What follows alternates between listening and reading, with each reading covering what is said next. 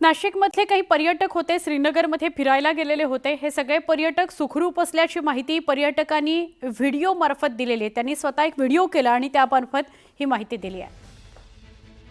नाशिकमधले हे पर्यटक जे श्रीनगरमध्ये अडकलेले आहेत, खरं तर महाराष्ट्रातल्या देशातल्या वेगवेगळ्या ठिकाणाहून काश्मीर भेट द्यायला लोक येत असतात। हे ते पर्यटक आहेत नाशिकमध्ये राहणारे जे श्रीनगरमध्ये अडकलेले आहेत, पण आम्ही सगळे सुखरूप आहोत या संदर्भातली माहिती एक व्हिडिओ करून त्यांनी दिलेली आहे। कारण अनेकदा अशा परिस्थितीत फोन लॉक झालेले असतात, त्याचं नेटवर्क लॉक केलं गेलेलं असतं, तर आपल्या नातेवाईकांना आपल्या सुखरूप असण्याची माहिती मिळावी म्हणून त्यांनी हा व्हिडिओ केलेला आहे।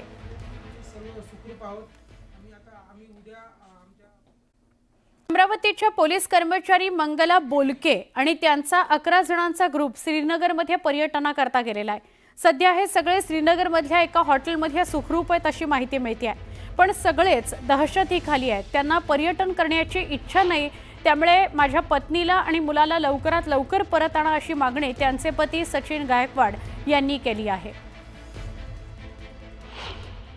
जम्मू काश्मीर येथील पहलगाम येथे काल दहशतवादी हल्ला झाला आणि या हल्ल्यात 26 नागरिकांना मारण्यात आलेला आहे। आणि या हल्ल्याच्या वेळी अमरावती शहरातील आणि जिल्ह्यातील अनेक पर्यटक जे आहेत ते पहलगामला होते।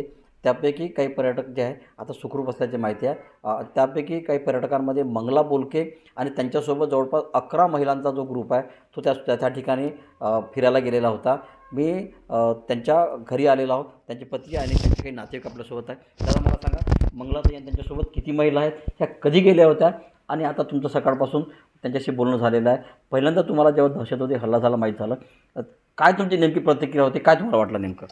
थोडंसं मी जास्त प्रमाणात घाबरलो होतो आणि त्याचप्रमाणे मी सगळ्यात पहिले त्यांना कॉन्टॅक्ट केला, त्यांना विचारलं, ते म्हणाले की सुखरूप आहे म्हणून। जसं सुखरूप कळलं तर मग थोडं निवांत झालं तर थोडंसं, कारण की माझी मुलगी आहे तिथे, ते मुलगी जास्त टेन्शन आलं मला। मी फक्त प्रशासनाला विनंती करतो, पालकमंत्री साहेबांना विनंती करतो त्यांना परत घेऊन या म्हणून। आता सध्या घाबरण्याची गरज नाही, कारण पालकमंत्री आणि आपल्या अमरावती जिल्ह्याचे जे लोकप्रतिनिधी आहेत, खासदार असतील, आमदार असतील, हे सर्व त्यांच्याशी बोललेले आहे।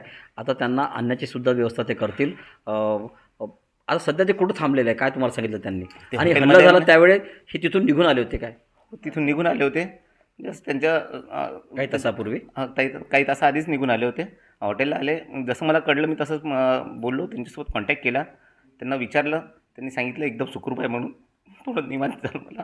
पुढे पर्यटन करण्याची त्यांची इच्छा नसल्यामुळे अमरावतीचे